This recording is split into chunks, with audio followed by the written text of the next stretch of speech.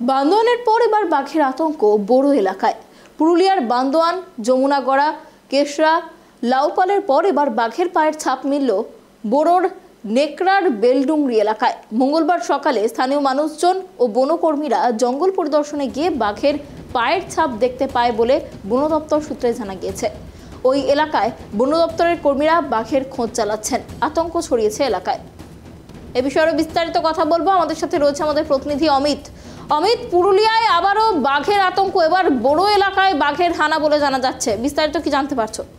দেখো অনন্যা, একেবারে ঝাড়খণ্ডের চান্ডিলের পর কিন্তু গত রবিবার একেবারে বান্দোয়ান এলাকার যে যমুনাগড়া রয়েছে সেই যমুনাগড়ায় কিন্তু বাঘের ছাপ পাওয়া যায়। এবং গতকাল বান্দোয়ানের একাধিক জায়গায়, বান্দোয়ানের যে জায়গায় এর আগে বাঘিনী জিনাত অবস্থান করেছিল, যে এলাকায় ঘোরাফেরা করেছিল, সেই এলাকায় একেবারে রাইকা পাহাড়ের সংলগ্ন যে কেশরা রয়েছে সেই কেশরার চাষের জমিতেও বাঘের পায়ের ছাপ পাওয়া যায় এবং লাউপাল গ্রামেও বাঘের পায়ের ছাপ পাওয়া যায়। আজ মঙ্গলবার কিন্তু একেবারে বান্দোয়ান বড় যে সীমান্ত রয়েছে তার একেবারে মানবাজার 2 নম্বর ব্লক অর্থাৎ বড়োর যে নেকড়া রয়েছে সেই নেকড়ার বেলডুংরি এলাকায় কিন্তু সকালবেলা স্থানীয় মানুষজন বাঘের পায়ের ছাপ দেখতে পায় এবং তারপরে কিন্তু বন দপ্তরের কর্মীরা সেখানে আসে এবং তা নিয়ে তারা পরীক্ষা নিরীক্ষা করার পর তারা নিশ্চিত হন যে এটা বাঘেরই ছাপ। এবং এই মুহূর্তে তারা পাহাড় যে বেলডুংরি যে পাহাড় রয়েছে সেই পাহাড়ে কিন্তু বন দপ্তরের কর্মীদের পাশাপাশি কিন্তু বড় থানার পুলিশও ইতিমধ্যে এসেছে।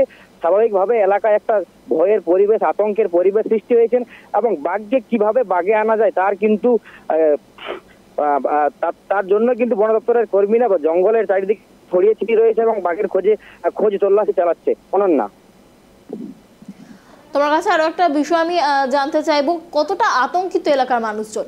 দেখো একেবারে আতঙ্কিত, কেননা মকর পর্বের 2টা দিন আগেই যে বাঘের পায়ের ছাপ তা নিয়ে কিন্তু রীতিমতো বান্দোয়ান এলাকায় আতঙ্কের একটা পরিবেশ সৃষ্টি হয়।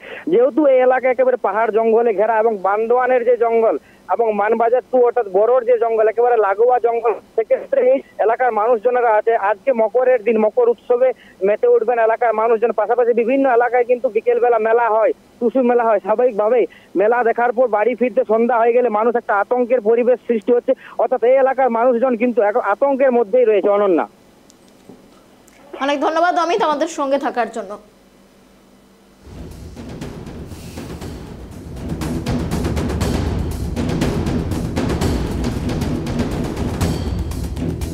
আমরা এইখানে রাস্তার মধ্যে বাঘের হয়তো পায়ের ছাপ দেখলাম।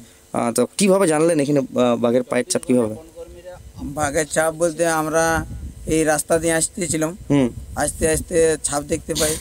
তার আগের থেকে আমরা শুনতেছিলাম যে ওই আমাদের সাইডের জঙ্গলে, কেশরার জঙ্গলে। আচ্ছা, কতটা ভয় আতঙ্কে রয়েছেন? আমরা এখন অনেক ভয়ে আছি। আচ্ছা, এইখানে গিয়ে যে পায়ের ছাপ যেখানে মিলেছে, এখানে বন দপ্তরের কর্মীরা এসেছিল? হ্যাঁ, এসেছিল। ওনারা ছবি করে গিয়েছেন? হ্যাঁ।